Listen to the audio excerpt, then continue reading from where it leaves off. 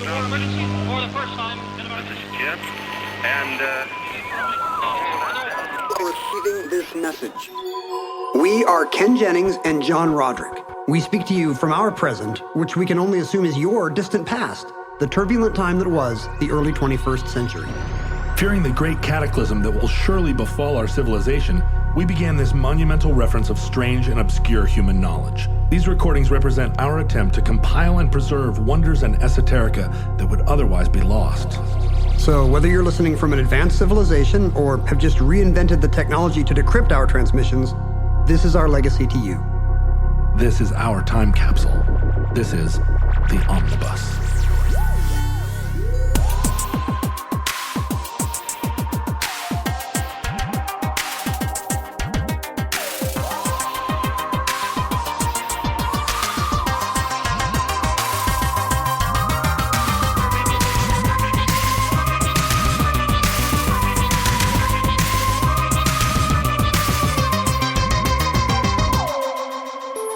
You have accessed entry 869.EZ4510, certificate number 19345. Operation Just Cause. How about if I'm Mr. Purple? I mean, that sounds good to me. I'll be Mr. Purple. You're not Mr. Purple. Some guy on some other job is Mr. Purple. You're Mr. Pink. Who cares what your name is? Yeah, that's easy for you to say. You're Mr. White. You have a cool-sounding name. All right, look, if it's no big deal to be Mr. Pink, you want to trade? Hey, nobody's trading with anybody. Just cause what? we used to do that joke in Blockbuster Video about once a week. There was a... do you remember the early 90s thriller Just Cause with, I think, Sean Connery and Lawrence Fishburne?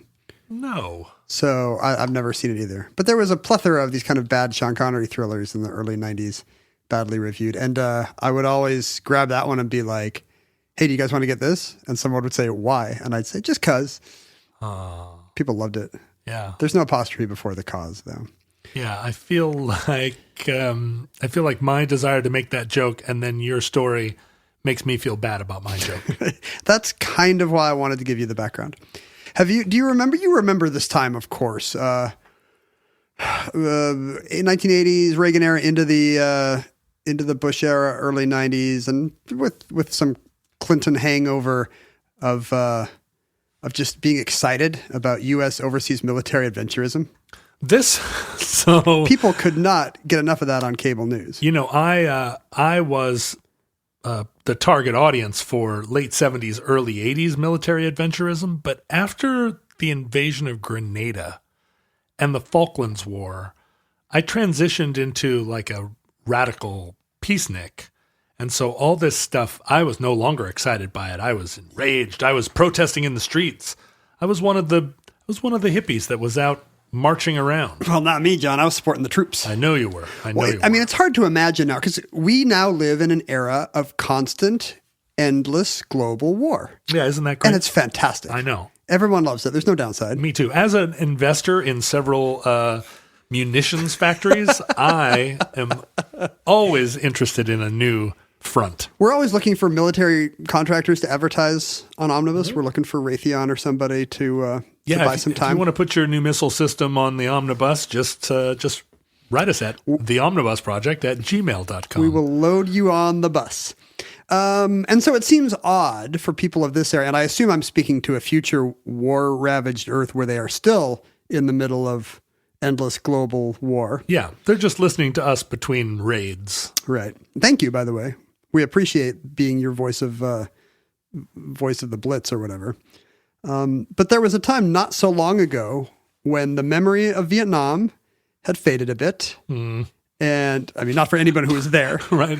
Not for anybody, not for us either. For Gen Xers, the memory had faded a bit. And the beginning of the current nightmarish war on terror had not happened yet. And cable news, crucially, had just started 24-hour hegemony and needed that's right. It's content. Within the first, 10 years of cable news. Right. I don't know when Ted Turner, when did CNN start going around the clock? Is early it's like 80s, 81 or something? But the problem with it was that it had a half-hour loop that never changed, right? I mean, they would update little bits of it, but It's just David Goodnow on Headline News saying the same stuff every half hour. it wasn't this it wasn't like news anchors standing there like real time newsing you. It was, it was pre-recorded. It was like watching the Walter Cronkite 30-minute newscast over and over.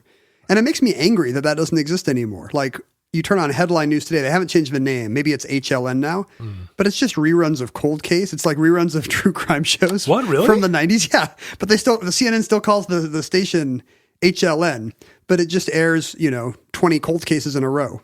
I remember watching CNN in those early days, just praying for something newsworthy. I mean, because for whatever reason, you would watch 30 minutes of news and then it would recycle and you'd watch it again. Just the idea that it was happening, that if something did happen, if a plane crashed or a war started, that you'd be the first to know. It was super exciting. We were the first people, I think, for whom foreign policy and natural disasters and stuff became real-time television entertainment. And of course, that led to the end of the American experiment, pretty much. Right. Too bad for us now. But it was super exciting back then to see, what's going to happen to Mount Pinatubo? We'll get another update in half an hour. Yeah, last night I logged onto Twitter to tell some jokes, and whatever the latest foreign policy disaster just rolled in as it was going down, and I felt that I had to comment, of course. And we're recording this in early 2020 when we're at another, in the endless series of flashpoints in the war on terror, which has not reduced my terror at all. No, although it's really kind of a war reinforcing terror. Although, the terror that Americans kind of like to experience personally isn't real. Like Iran. The Babadook? Iran, like the Babadook, Iran has no capacity to strike against the United States. What Iran is going to do is set off car bombs outside of embassies for the next 25 years. Mm-hmm. So as long as you don't go to an embassy or overseas, well, yeah, you're fine. But what if you know anyone in one of the armed services? As long as you don't know anyone who's not overseas, expecting to be deployed to Iran anytime soon. As long as you're not in the military or do not have a child that's going on foreign exchange or do not do business with any multinational corporation. And that's okay. Never go to the post office. You and I are self-employed and live in Seattle. And in a bunker. We don't actually know that many people who are deployed. We do. I got a lot of messages last night from people who are either deployed or have family or friends that are deployed. And it was shocking to me. A friend of the show who listens from his bunker said that a very close friend of his who's in the military police just went to Kuwait like 3 days I saw prior. That. He's like, she's over there now, and what can I do? Yeah, she usually I have her back, but I retired, and she just went on like a milk run. It's a lot less academic. Yeah, for hundreds of thousands of people, and also the 80 million people who live in Iran. and who are now going to find hardliners a much more appealing option. The 400 million people that live in that region, right? Who were already like, kind of amped up. So really, it was really pernicious, this idea that the occasional Reagan-era military adventure was a fun thing to watch on TV. Were you in high school in 89? Yes. Desert Storm / Shield. Right. Remember the Support the Troops, We Are the World, like that Kevin Costner engineered? Yeah, sure. But I can still sing it. 89 was also the Operation Just Cause, yeah, 89 right? is Just Cause. So I guess Desert Storm, Desert Shield is 91. Yeah, that's true. I was in 9th grade in 89, and I remember really round-the-clock coverage of, because there was the U.S. invasion of Panama, and it had a neat 3-act structure that our cable anchors loved. I mean, the seminal moment there is Bernard Shaw, John Holloman, and Peter Arnett under a coffee table at the Sheraton or whatever, watching the first bombs fall in Baghdad, and everyone just watching it like it was a video game with green night vision cameras, and Americans just eating it up. Yeah, that was really a spoonful of sugar. And the cool thing about all these military engagements is that they all ended about 4 days later in resounding victory, and we got used to the idea that when the U.S. declared war, it was good TV, and then it was over by the weekend. The problem with Noriega is that he was such a tin pot dictator.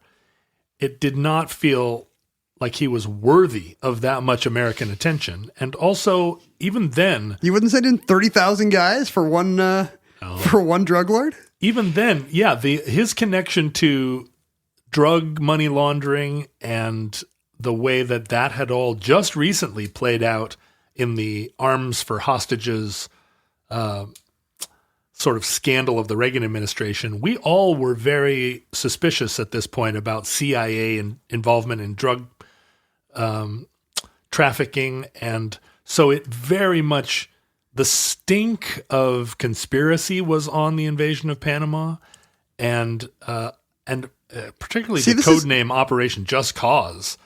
Really, it was a big cesspool. See, this is your peacenik take. You and your buddies are already talking about how this is just a cover up. This is Ollie North all over again, man. Well, it was, and this was the era when we were starting to recognize that the drugs from Panama get turned into crack and sown in the streets of American inner cities, creating an epidemic. You know, we were tying it all together. George Bush was the first president with a crack dealer. That's right. As we've covered. So just to set the stage, in 1989, Manuel Noriega, the dictator of Panama, as you mentioned, had been a CIA operative. He had been our guy in the region for decades, but it turned out he was everybody's guy in the region for decades. Reagan's Secretary of State, George Shultz, said, you don't buy Noriega, you only rent him. He's like beer, apparently. Ouch. Because at the same time as he is happily taking a six-figure check from the CIA every year to advance American interests in Central America, because all we cared about back then, the form just had one question. It said, "Do you hate the Sandinistas?" Right. And Noriega was like, "Wait, I get $150,000 a year? Oh yeah, I hate the Sandinistas Hate 'em. so much. Hate them. But as it turned out, he was also funneling aid to the Marxist rebels in El Salvador. He was Wait a minute. He was giving intelligence to Cuba and other Warsaw Pact nations. Wait a minute. It turned out anybody with an open checkbook, Manuel Noriega became their best friend. And, a few decades into his run as a U.S. CIA asset, he also became president of Panama and essentially dictator for life of Panama. And we had recently had very complicated relations with Panama, American public relations wise, because Carter had negotiated the transfer of the Panama Canal to Panama during the late 70s. Leaving tens of thousands of U.S. troops based there, but yes, giving them back the canal zone. Which was a very controversial thing. And it was, politically controversial in the sense that people on the right side of the spectrum felt like that was a betrayal. I will never forget my 7th grade social studies teacher when we were doing Latin American history saying, I just remember the end of the sentence, until the canal was given back, thank you very much, Jimmy Carter. And with such venom in her voice suddenly, as she thought about her anger that the Panama Canal Zone was no longer American. Well, you remember the bumper stickers that said, "Keep our canal, give away Carter"? I don't remember those. There was I hope someone sends us them. Yeah. Keep our canal, give away Carter. Please mail us your Panama Canal Zone anger. That's actually a palindrome if you retrace Carter.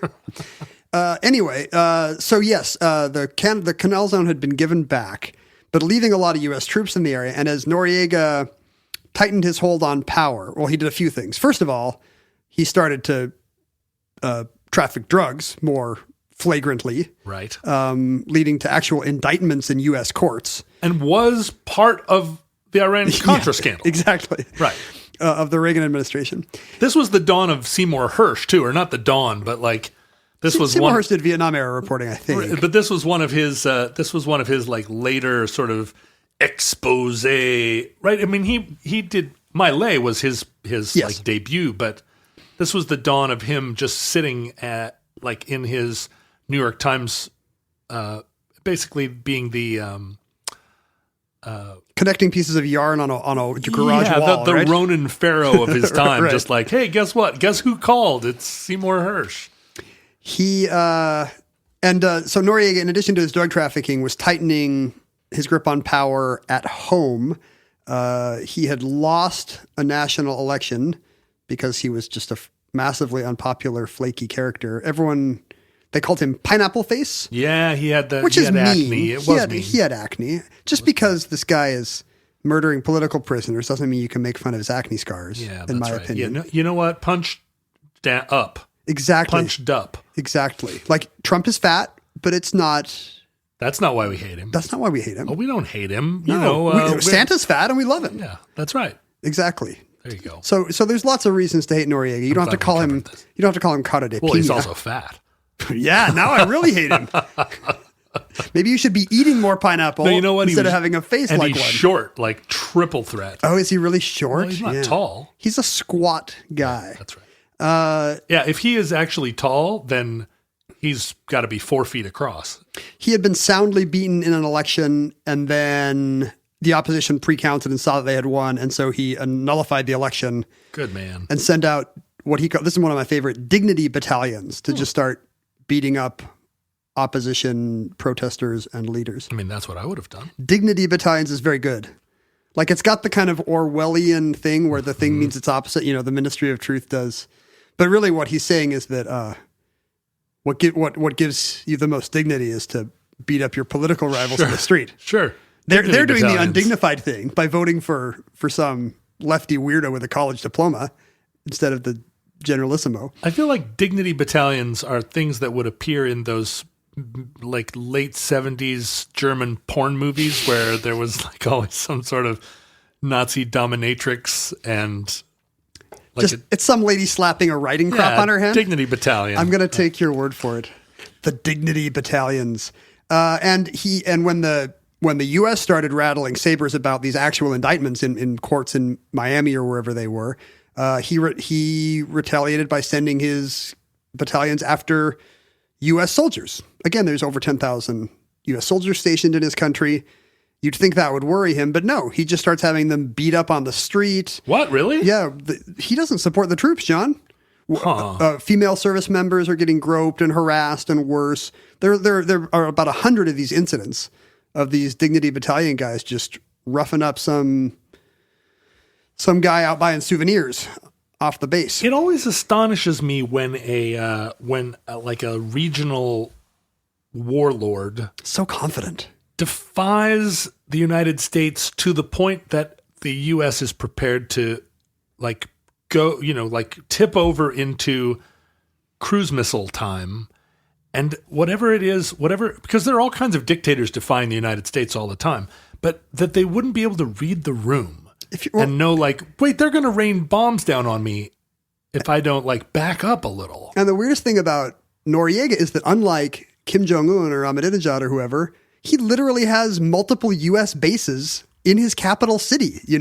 He's miles away from the nearest Delta Force, SEALs, Special Forces. Right, 1 mile away. Yeah. But he also has the phone numbers of 25 high-ranking members of Congress he can call right? Ollie North's pager. Yeah, just be like, all right. What is it going to take to settle this all back down? That must be what he thinks. He must think his connections with the Reagan-Bush axis is going to keep him safe, and this is all just saber rattling for the press. Right. He thinks as he's we know, fine. the Bushes like to keep America safe.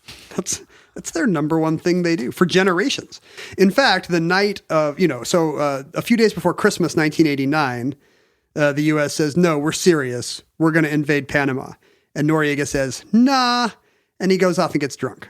Wow. When 30,000 U.S. forces arrive in Panama City, they cannot find Noriega, and it's because he happened to be hiding from his wife the night the invasion started. Wow, this is a man after my own heart. This is what I would have been doing what you too. would have done? Hiding from my wife, and oops, an invasion started. Maybe in your early era. So Noriega's off drunk in so they surround the presidential palace, and he wasn't there. And his wife doesn't know where he was because he didn't tell her. He went off to get drunk in some rec center at a Panamanian Air Force base and had a sergeant go out and find him a prostitute. Genius. And when the troops come and he's like, "Oh, Bush was serious," he's dressed in a t-shirt and boxers and flip-flops, and he's running for cover. And he just heads for his secretary's apartment in the city. Great. He's like, they'll never look at Maria Elena's house. Right. Or whatever. Right. Taxi. And he's right. Days go by and nobody can find the guy. So this is why it's perfect for cable news. So we've secured the Capitol. Right. Tell us what's going on the ground there. But we don't. Noriega has slipped through the net. He's elusive, that He's guy. in a spider hole, except it's just a suburban apartment. And because this is the pre-9/11 timeline, this all gets wrapped up in 2 or 3 days. On the next day, he makes it to the Vatican embassy. A day later, we start, you may remember, cranking metal. Classic rock at the Vatican embassy in violation of Vatican II. Right, of course. Like it should have been Blue Oyster Cult. No, it should have been those Gregorian chants that were so popular in the 80s. Sure, Einsterbot it should have been that or whatever. that one song, Sadness Part Zwei or whatever it was. So wait, how did Noriega get to the Vatican? At what point did he make the transit from his secretary's apartment? Oh, it was just easy. Nobody was watching his secretary's apartment. Why didn't he just stay there? Well, they were at some point they're going to, his secretary doesn't have diplomatic immunity, right? But the Pope does. So he's banging on the door, sanctuary, sanctuary, and the nuns take him in. So I knew a guy who was in the army during this invasion, was in Panama. My sister's ex-boyfriend Damien. What did Damien do? Damien was an infantryman and fought actually like fired bullets and like shot people. Securing strategic targets. Securing strategic targets, and so I talked to him quite a bit about the invasion, and of course he later became adjacent to alternative culture enough that he had lots of things to say about the invasion that confirmed our worst suspicions about. I knew it. The cynical nature of the. We got Damien on our side now. Yeah, Damien was one of us. The detail that cable news loved, that we were blasting annoying music at the Vatican embassy to try to get Noriega out. Seems like, really? Are we? I mean, do we have no other angle? The real victims are the nuns. Yeah. I mean, Noriega did like opera.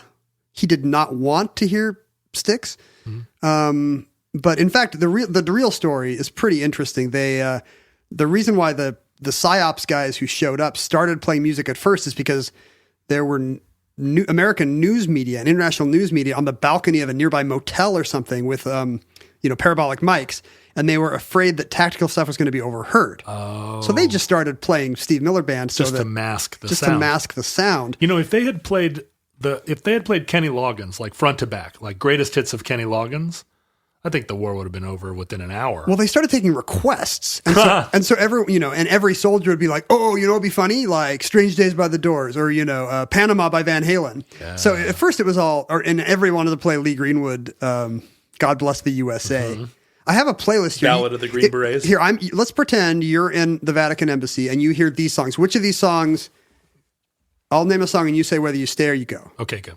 You've got Another Thing Coming, Judas Priest. Into it. Yeah, you stay. Blue Collar Man by Styx. Totally into it. Danger Zone by Kenny Loggins. No, I want out. We actually did play Danger Zone by Kenny Loggins. That's 3 songs in and I want out. You didn't last long. No. I can put my head under the pillow for the length of that song. Dead Man's Party, Oingo Boingo. I'll hang for that. Don't Look Back by Boston. Yeah, for sure. Electric Spanking of War Babies, Funkadelic. Yes. I know, that's awesome. This is a great party. This playlist is amazing. I'm going to put this on my Heaven's on Fire by Kiss. I'm not the biggest Kiss fan, but that's not a bad song. I like that the Army and the Kiss Army are now the same. Yes. The Venn diagram has overlapped. I've always said that as the Army becomes more and more motivated by metal and country western, that it will just end up being Kiss Army. It's just a battle of whether the Juggalos or the Kiss Army takes over the U.S. Armed Forces first. If I had a rocket launcher, Bruce Cockburn. Oh, okay. This seems like they're just going by funny titles. Right, but it's got to they've got to run out of funny titles pretty fast. In My Time of Dying, Led Zeppelin. Sure. Iron Man, Black Sabbath. Come on, this Obviously. is a great. I know, great. We should be playing this for this episode. The nuns are probably moshing at this point. Judgment Day by Whitesnake. Oh, no, I'm back under the pillow for that. A lot of songs with jungle in the title because this is what the Army guys thought was funny. Oh, sure. Play Welcome to the Jungle. So Judgment Day by Whitesnake. Jungle Love by Steve Miller. Totally into that. Yeah. Jungle Love. Welcome to the Jungle, obviously. Wait, but that's a different song. And a lot of Paradise City. No More Mr. Nice Guy, Alice Cooper. Yeah. Love it. Yeah. Paranoid, Black Sabbath. This is like it's when metal was still heavy metal rather than, I think these days you would just hear one Slayer song after another or some black metal from Norway. The guys would be, well, you know what they'd be doing? They'd be playing like hip hop. Well, I think in Guantanamo, it was a lot of ironic. It was like the Barney theme. I think it is what we do now. Oh, just play like the worst. Because just like imagine, like you have a kid, like 3 songs by the Wiggles over the car stereo, and I was ready to. I would have surrendered to Delta Force. You'd give it up. You'd give up all the locations. And obviously, Renegade by Styx, Refugee by Tom Petty. You know, you can tell what they're. You Shook Me All Night Long. They're going for funny. This Means War by Joan Jett. The Party's Over by Journey. They're going for funny. I was at this party in 1989. I just didn't realize that it was a that it was a military psyops, maneuver. maneuver. Yeah, you had no idea. And after a few days, I think Noriega realizes he's stuck in with nuns. Yeah, like there's really no. This is boring. Good way out. He's going to be able to talk his way out once he gets out. He walks out and. Surrender, me rindo a la fuerza de los Estados Unidos. He do that more. Why don't you speak Spanish on every episode? I didn't know you were Jamie Lee Curtis from A Fish Called Wanda. I just keep hoping you're going to switch over to Russian. Nostrovia. like John Cleese on the plane. And so the invasion ends happily. The CNN audience applauds and switches back to VH1. Right. We become convinced that American invasions on TV are a great idea, which the Gulf War does nothing to. Not me. To change 2 Not years me. later. I was sitting shaking my fist. Just you and Damien are mad. Yeah, I was listening to Refugee by Tom Petty, but totally mad. But you've already mentioned what people of our political stripe thought was one of the most pernicious things about this. Not just that it was on TV and had great ratings, but that it was called Operation Just Cause. Just seemed so cynical, it's on the nose. Corny. Just in case you're wondering if this was a just cause, hey, it's right in the chyron at the bottom of the screen. Right. It is. And it made me feel like the people that get to name those things had no sense of humor anymore. That was not the first name for the Panamanian invasion. It was originally called Operation Blue Spoon. See, now that's a great operation name. Operation Blue Spoon? You'd prefer that? I think that's so cool. That sounds like a special ops.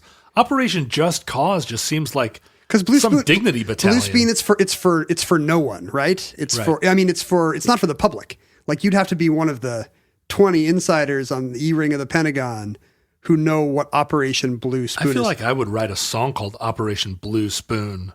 The problem, it's not too late. Yeah. The problem is that during the run-up to the invasion, the Pentagon is getting more TV aware. General James Lindsay, commander of Special Operations Command, calls the operations officer, because there's a bunch of mid-level Pentagon guys who work for the Joint Chiefs who are coming up with these names. And he calls and says, do you want your grandchildren to say you were in Blue Spoon? Yes. See, but they don't think so. They think it sounds trivial.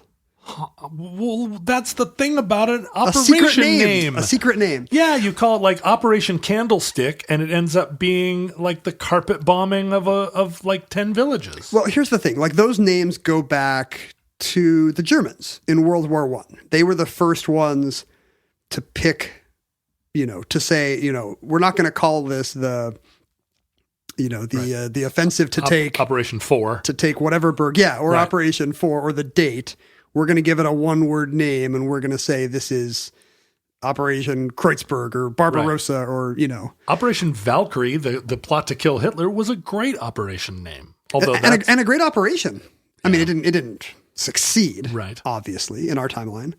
They'd call it Blue Spoon. Maybe we'd have a different outcome. It's run by a guy with an eye patch. That operation has a lot to like about it. So the Germans were the ones that started naming operations like to keep them secret. Because if your operation is named Operation October 4th, and that falls into enemy hands, hey, when's Operation October 4th going to be? It's counterintelligence. It's actually on February 29th. Oh, February 39th. On the 9th of never. So it was just, German commanders planning the Western Front in 1918 who were the ones who kind of gave us the modern era by saying, no, this should be Operation Archangel. I love that. Just something from mythology, like, and thereby creating the Robert Ludlum, the whole James Bond era we live in. Sure, there are 2,000 paperbacks that would not have titles if it weren't for whoever those mid-level German commanders were. I mean, they weren't the ones who decided you had to put initiative or ultimatum or something. We hadn't got to the second word yet, but they had figured that out. And so that caught on, especially, Winston Churchill had written a 4-volume history of the Germans in World War I. And so he was very aware of how important this should be. And he had very strong ideas about what code names should be used in the Second World War. So is this like Eisenhower figuring out the interstate highway system by watching the German Autobahn? Like Churchill came back and said, listen, I've figured out how to name operations. It's going to be so cool. Check it out. And he actually wrote down principles and sent this to his generals. This is the prime minister, and he's saying, hey, operations in which large number of men may lose their lives should not have a boastful or overconfident sentiment. Because you don't want to tell 1,000 moms that your son died in Operation Never Fail. Yeah, exactly.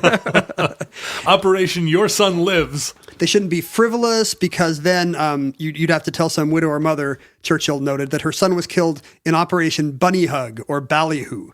Like, it's got to sound good on a we regret to inform telegram. What, Churchill said Operation Bunny Hug? That's his idea of a no-go name. Because that sounds like a greenlit Comedy Central animated show now, That's right? the name of my improv group. Operation Bunny Hug. That sounds like you would like Bunny Hug. It's a Blue Spoon type. Its meaninglessness makes it perfect. Well, but Bunny Hug isn't meaningless. Oh, you think it's too Bunny cute? Hug is cute, right? It does suggest, well, there's a lot of irony in it, right? Because if you're killing people and calling it a bunny hug, ooh, that's not what you mean, or it is what you mean. The U.S. mostly started using colors, Operation Indigo. And then when they ran out of colors, the Joint Chiefs approved like a pre-written code word index that each theater got assigned blocks of cool, masculine-sounding, common but not too common nouns. You get, the European theater gets market, Pacific theater gets flintlock, for example. And Churchill actually would veto names. They'd come across his desk and he's like, no. Nope. We are not doing soap suds, for example, which is what some American bomber raid on Romanian oil fields was going to be called. I'm reading from... Boy, this seems like Churchill's down in the weeds about some stuff that he should be thinking at a higher level. He should give that to an assistant. No, soap suds, we're not going to do Too that. many soap suds. We shall blood, sweat, soap suds, and tears. I'm reading from an article by military historian Gregory Sieminski, who in the 90s wrote kind of the definitive history of 20th century military operation naming. The Normandy invasion, which eventually was called Overlord. Perfect name. Yeah, that's heavy. Because it worked. I mean, if it had failed... He'd look like a real dummy. Kind of a bummer. Operation 500-pound gorilla. But originally, the operation was going to be called... it was a combination of two plans that had previously been drawn up. 1942's Sledgehammer and 1943's Roundup. You switched over to... oh, no, you were doing Peter Gabriel before, right? And so as a result, they decided to combine it, and it was going to be called Roundhammer. And Churchill absolutely did not want... Roundhammer's pretty good, although it sounds a little bit like some kind of Nordic, like a mythical Nordic town. Yeah, you don't want to go too Germanic when you're invading, hopefully getting all the way to Berlin. Right. The thing about all these names is they were only used internally. I mean, today we all know Operation Sea Lion never happened. Operation Overlord was a huge success.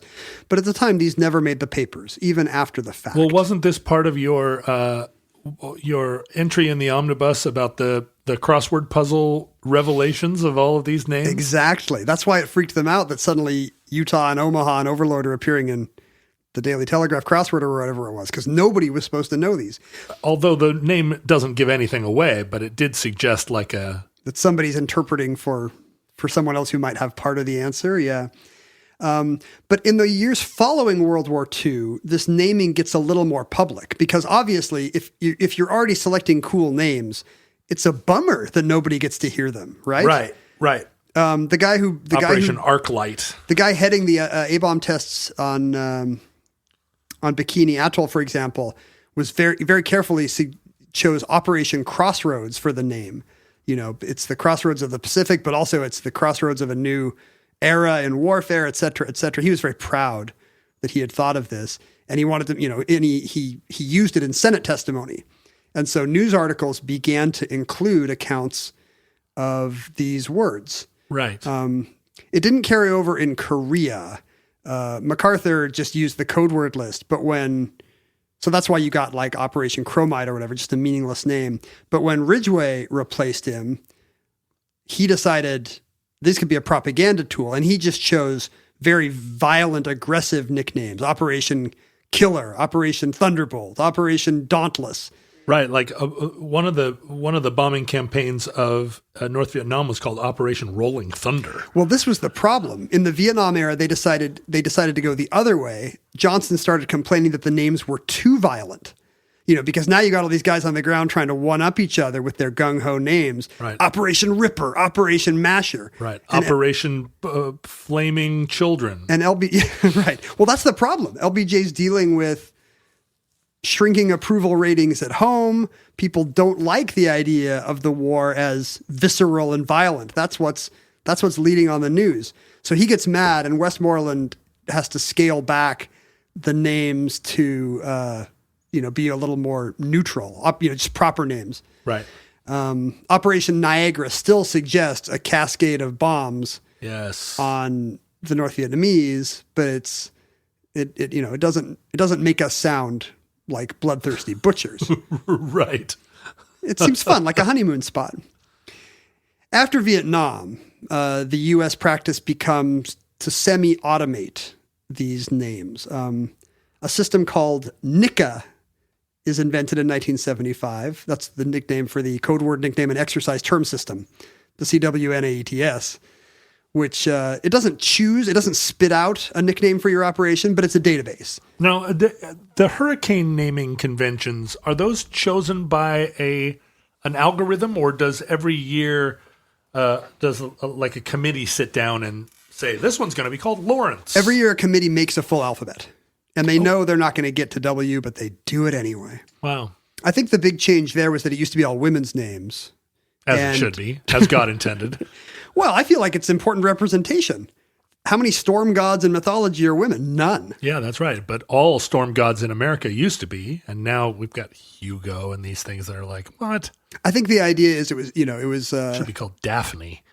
It was considered misogynist to continue to associate a force of destruction with female energy. Why not make sure every other one is Andrew? Well, that hasn't been my experience in the dating world. See, this is exactly the kind of hilarious Johnny Carson take that they are hoping to avoid by putting male names on the hurricane list. So what they did with what the military did with their naming operations is they divided the alphabet into sequences and assigned one of these 2-letter sequences to the 24 component DoD agencies and commands worldwide. This started in 1975? Yeah. So the U.S. Atlantic Command gets assigned. It's like the Dewey Decimal System. Mm-hmm. Okay, U.S. Atlantic Com, you get AG through AL, ES through EZ, JG through GL. They get these segments of the alphabet, and they have to pick. And their segment ends with UM through UR, which is why they chose Urgent Fury, or some staff officer somewhere recommended Urgent Fury as the name for the Grenada invasion. They're going through a specific... Urgent Fury. Think how urgent it was to invade, and furious it was to invade Grenada in 1983. Like, that's exactly when it starts sounding super dumb. Like, Blue Spoon is really cool. Urgent Fury, it sounds like a comic book, and by a comic book by an unimaginative writer. But here's the problem. In the era of 24-hour cable news, who loved this stuff is news anchors who now get to sound like a Robert Ludlum book. Right. Every time they say... The Pentagon could not believe how often people started saying Just Cause. Operation Urgent Fury. Because they just thought of it as an internal thing where if anybody asks, it sounds cool. Right. Like, that's all they were thinking. They had no idea that these bozos on CNN were, that some guy doing a stand-up in front of an embassy is going to want to say Operation Just Cause. Here I am in front of the embassy. Operation we Just Cause. We are in day 3 of Operation Just Cause. It makes them feel like they are, Delta Force operatives because they know the secret super code word. You remember the war journalist character from Doonesbury, who parodied exactly that kind of flak jacket wearing war correspondent who loved the jargon and who really situated himself in conflicts as a somehow as a participant, even though. Imagine the Pentagon pivoting from Vietnam era thinking where the liberal press is the medium to realizing how quickly they could co-opt these guys, and you get the whole practice of embedding journalists because that's actually not dangerous. That's the best thing you can do because these guys love to feel like they are part of the troops. And that's what we see in the first Gulf War is the complete neutering of independent journalists as they become just sort of, I don't know, embedded tools of the military. No one's allowed off the reservation, Or so, I guess we don't say that anymore. No one's allowed off base. Off base. Right? I don't know if it's a military base or a baseball base. But Just Cause is the pivot on which this turns, in which CENTCOM realizes. See, I said CENTCOM and I felt so cool for a second. It's cool. I felt cool too. Say it again. CENTCOM. Say it in Spanish. El CENTCOM. And they realize that this kind of contact coolness is incredibly valuable. And so a lot of thought starts going into how these things get named. It's not just one guy being like, hey, Captain Lopez, let's not use Blue Spoon anymore. Think of something cool. Long conversations start to happen. Memos go back and forth leading into Desert Storm. That was not the original name for Desert Shield. It was originally Peninsula Shield because I think maybe PE was the right prefix.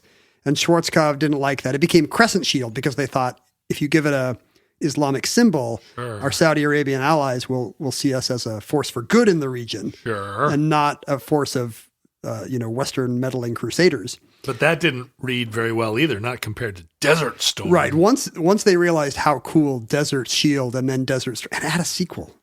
Yeah. Like you could Desert Storm for 2. TV viewers. It eventually had that. But Desert Shield turned to Desert Storm. Yeah. And for American movie franchise audiences, you were like, oh hell yeah, I love Desert Shield. Yeah, let's up it. Let's tune into Desert Storm now. Crank the volume. And one thing that happened very quickly is that all these foreign operations started to get this verb noun kind of a thing. Like, Operation Restore Hope. Yeah. Operation. This just sounds like bad Star Wars Preserve. prequels. Absolutely. I don't even remember where all these were. Restore Hope. Is that Clinton in Somalia? Yeah, maybe. Promote liberty. Uphold democracy. Stop it. It just became like what you would think of if you didn't have an idea. Well, and what's crazy about these, and the thing about the invasion of Panama was that it felt so much like an operation that was just a training exercise, right? That all of these, basically it was a training exercise, but everybody got real bullets. Like there was never a threat. If American troops got injured, it was just that they twisted an ankle in a hole, or maybe, a couple of people got shot, but probably by accident. And that became our baseline expectation. Yeah, it really was. That people won't get hurt. But that we got to do... Americans won't get hurt. Americans won't. But we got to do all the cool stuff. We got to drop paratroopers. We got to have gunships. We got to have bombs. So it was just a way to expend the ammunition that was about to expire in our ammunition dumps, right? Like, well, let's get all this stuff we're about to retire. Let's blow this up in Nevada. Yeah, one time around. It's ominous to think that what led to the advent of drone technology was not so much the microprocessors that make it possible, but just the Pentagon realizing the public now demands this kind of bloodless war, entertainment war on our side. What are the technologies that we can advance to get us there? Right. Five Americans die, and it's like we can't sustain these losses, but we can spend $30 billion, and nobody bats an eye. This kind of propagandistic operation naming continues today. After 9/11, the immediate decision to invade Taliban-held Afghanistan was at first called Infinite Justice. Boy, Churchill would really... You can't one-up it. Stab out his cigar on that one. It's like a schoolyard thing where... Infinite justice. What are you going to say? Infinity plus one? And I think it was actually American...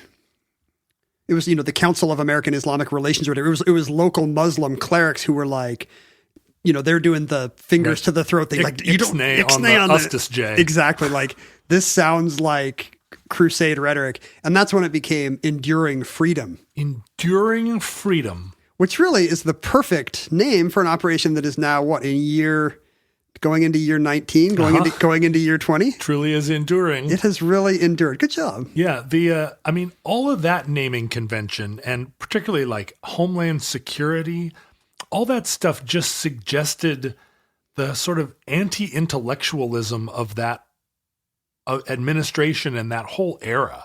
Like for anybody to say, yeah, Homeland Security, it sounded so... And nobody there said, hey, have you guys seen Starship Troopers? Yeah, it's like neo-Nazi sounding. Yeah. And but to feel like that's the flag you want to raise, that was, I think, maybe a tipping point for me where I felt like there's a real dividing line now between an administration that would put like thought into making a thing not sound totalitarian versus an administration that would say, you know what, that name doesn't sound totalitarian enough. This is maybe the kind of thing we should not be saying on the record, lest, a dignity battalion show up at our door. Well, it's one of the reasons that I have fortified this compound, because there are a few dignity battalions I'm already expecting of the sort of 70s porn variety. Well, they can't get in either.